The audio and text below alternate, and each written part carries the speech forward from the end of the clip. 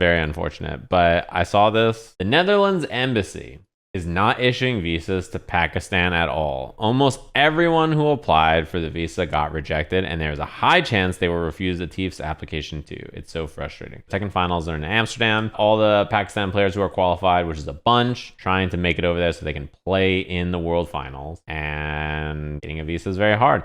If you didn't know, this is a website that has a passport power rank as of 2023. So it tells you how many places can you just go, how many places do you need a visa, how many places do you have to fill it out when you show up, and what places like you just can't go without a visa, right? I live in the US. The US has a pretty strong passport. I have so many places on the planet that I can go to and not worry about it. However, Pakistan, the 4th lowest, with only 9 other countries that are visa-free. 153 countries in the world, you need a visa before you can go. This is why it's so hard for players from Pakistan to like go places. I have gone to Japan many times as an example, right? And I've gone for work. And when I had to go for work and get a visa, it was not very hard, but like it's not always easy to do. If I had to do that every time I went to any place, I would be smoked. It's pretty rough to like convince them, I'm going for this video game tournament thing. And they're like, sounds made up, you can't go. This actually, I think Gerald shows this website in his new video. The new Core gaming video is about Pakistan Tekken. The idea is great, and I knew he was going out there, or he was out there, so I figured it was for a video. We can do a little watch along, steal some content. I'd love to steal some content. In 2019, Pakistan surprised everyone when they proved they had some of the best Tekken players in the world. The running joke was that getting past visa issues was harder than winning the tournament itself. Well, you know, like people say stuff like, dude, you know, X region is secretly the best, like undisputed region. They're actually so good. They just don't travel, or like people don't just know. This is maybe like the first time it's been true. The Pakistani passport ranked the 4th lowest for visiting other countries, which is why Arslan Ash famously got stuck in transit for 3 days on his way to winning EVO Japan. Yes, there was a time when I lose all my hope and I decided to go back home. Not only that, but he like didn't sleep, right? Like he got smoked by travel and then couldn't sleep because he was on the plane and stuff, and then showed up and had to play his pools without any sleep, and then he made it to top 8. So how does Pakistan, a country that doesn't even have official distributors for PlayStation or Xbox, get good enough to beat the best in the world? The first thing to know about Lahore is that it's a center for the arts and culture of the Punjab region, an area that includes eastern Pakistan and northwest India. It's the birthplace for much of the country's filmmaking, literature, and music.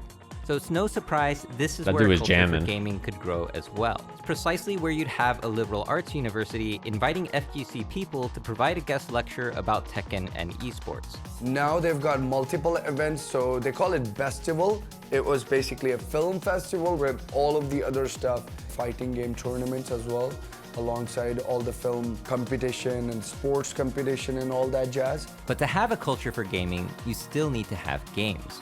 Pakistan has no official distributor for the most popular consoles. Doesn't this just like blow your mind? They're like, okay, we're just not gonna send them over there. This has never occurred to me, as like obviously the US, they just send shit here. These consoles and games are imported and sold in the gray market. But imported goods are not cheap. A graphics card or a console, it's now considered a luxury item and taxed like that. So PlayStation 5 is probably $800 here. Getting a console for a lot of people was getting it from Saudi Arabia, because a lot of Muslims go to pilgrimage every year. I don't know if this video existed, if I would have ever in my life connected these two things together, by the way.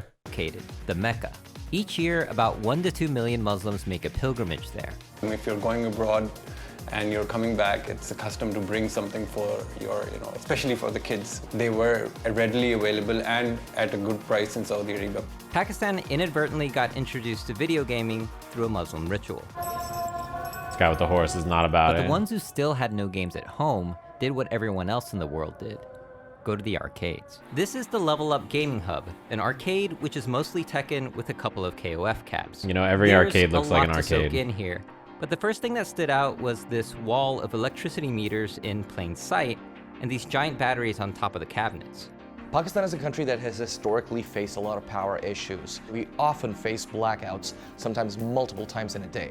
This summer, my schedule was 10:15 in the morning, 4:15 in the evening, and then like 9:15 at night. So that's 3 hours of power outages that I have to adapt into my schedule. So if I'm buying a PS or a PC and I want to play during power outages, I have to set up a UPS system, right? An uninterruptible power supply system.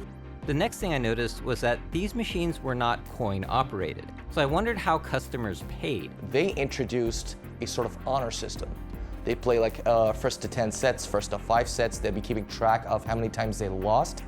And once everything was done, they'd report it back to the desk that this is how many games I lost, and as many games as they lost, that was the amount of coins that they have to pay. Even without a winner stays on coin-based system, they still maintain the arcade competitive spirit where each game is a mini money match. There's even a bring your own controller area with smaller low lag monitors. Another thing I couldn't ignore. I know. I was thinking the same thing when he was about to bring this up, the way they use their hands. That was one of the first things I ever noticed about watching Arslan play. He doesn't put his hand flat on the stick. He has like this weird floating grip that I don't see very often. Yeah, it does kind of remind me as like a piano. Like accidentally used to press other buttons, like, yeah. So then I changed this grip. If you can see, then I have some kind of dead skin on here and also here. When I used to play like this, I couldn't play. This skin hurts me, you know. So then I adopted this play style. I started to notice that the edge of some of these cabinets had rubbed off exactly where you would place your.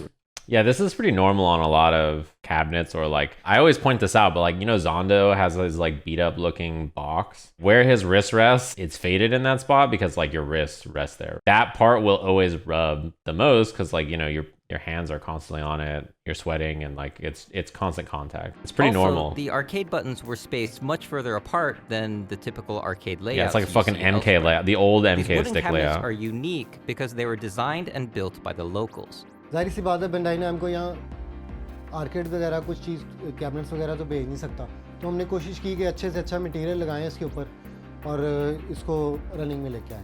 He really helped us make those cabinets. Yeah, the cabs are cool. Crash cabinets, and then we bought it from him, and then we put them in Maniac's gaming house. He's pretty good at the woodwork and stuff. This is the Itra shopping center where they build arcade cabinets and sell them. You can also find imported games and accessories here, but what caught my eye were all the scraps from old gaming machines. Because gaming equipment is expensive and scarce, repair becomes a necessity. I mean, even here, like getting arcade cabinets is not easy. Like a lot of people import them and it's very expensive. If like importing is not even an option, right, then you got to do what you got to do. And if your currency is not as strong too, you're just like, well, what am I going to do? Yeah, if you guys haven't already, I think a lot of people in chat have watched this already, but if you haven't, you should go to Core Gaming, give it a watch Third-party yourself. repair centers like Gaming Tech Pakistan rely on scavenging parts from broken equipment to fix consoles, arcade boards, or controllers. If you come here, he's probably gonna have a board for King of Fighters 95. Anything, you basically just come here, you tell them that this is the retro thing that I need fixed. These are your guys. If a cabinet needs to support a 6-button game, drill some more holes. If it's a 4-button game, like you don't need 6 buttons, right? Like Tekken doesn't need 6 buttons. Play on 4 buttons, fine. If a game doesn't need Like all the KOF or buttons, whatever you wanna put them play. in an arcade stick. लोगों को यहाँ पे बहुत मुश्किल है इन चीज़ों की. Most people are playing on pad too. ये जो पार्ट्स हैं ये जब वहाँ से इधर आते हैं तो वो जितनी कीमत का होता है उससे डबल कीमत में पहुँच जाता है. आधे से तकरीबन 70% लोग तो ऐसे हैं जिनके पास इक्विपमेंट ही नहीं है इंटरनेशनल लेवल पे कम्पीट करने के लिए. तो वो देसी यहाँ पे जो भी चीज़ मिलती है उसका बना के उस पर खेलते हैं, प्रैक्टिस करते हैं. उनका शौक़ देखें आप कि वो उनको कुछ सस्ती चीज़ भी कोई हल्की चीज़ भी मिल जाए तो वो उसके ऊपर भी खेलना शुरू कर देते. A lot of cabinets, especially now, like most of the arcades, even in Japan, a lot of them were PC boards. Like you just play on like the cabinet itself, which is what's housing it and everything, but primarily you're playing on that. This is like the same idea, right? Just like a console is just thrown up there and then like you just run it down, you have 2 monitors. But gear alone doesn't make people good at a game. While Zaman makes and repairs arcade sticks, he also runs Maniac's Gaming Hub. There's a wall signed by FGC people passing by, and a welcome message still there from when Nee came to visit.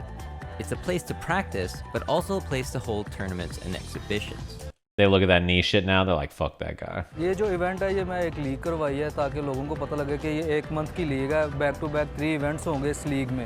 ये मैं basically इसलिए करवा रहा हूँ क्योंकि community को पता लगे कि इवेंट कैसे होते हैं और बाहर जाकर उन्होंने कैसे खेलना है, कैसे प्रेशर हैंडल करना है। और एक तो जो प्लेयर स्पॉन्सर नहीं है, जिनको पैसों की जरूरत है, वो एक तो जीतें और प्राइज़ वगैरह हासिल करें, उनको पता लगे कि यार इस खेल में पैसा है, इसमें मेहनत करनी चाहिए और इवेंट होते हैं। और मैं जब ईवो गया था और मैंने वहाँ पे देखा कि लोग इस चीज़ को कितना The thing is that not even just in Pakistan, people do this everywhere. Even in like Japan when I went, like, you know, so many of them are used to arcades, but playing in like a tournament environment where it's like a 2-out-of-3 tournament, this is how this works, this is how that works. It's a lot different than just like playing on a cab against somebody else or whatever. So that's why no matter what, getting used to like this style of format, like if you're not used to that, you've like only played arcade style, you only played online, it's a pretty big difference and it's like pretty important to practice it. ये community जो है ना, ये अगर इकट्ठी रहेगी, एक जगह इकट्ठी रहेगी, एक दूसरे का साथ देगी, तो इनको कोई भी नहीं हरा सकता। पाकिस्तान टेकन एक मौजा ही है, ठीक है। अरसलान की जो परफॉर्मेंस है उसने इसको यानी कि अकम्प्लिश किया है, और अगर अरसलान ये परफॉर्मेंस ना देता वहाँ पे तो अभी भी हम स्ट्रगल ही कर रहे होते हैं। तो अब पूरी दुनिया की नज़रें हमारी टेकन के ऊपर हैं। I thought calling it a miracle was a bit much. But then I went to Lahore City Square and saw this. That is pretty tight, by the way. Can I just say, before we get the cool montage about it? World Tekken Champion. Let's zoom in on the glasses. Many thanks to the Pakistani FGC for helping me make this video and bearing with me every time I said a place reminding me of Dark Souls. This was Gerald from Corey Gaming. Thanks for watching.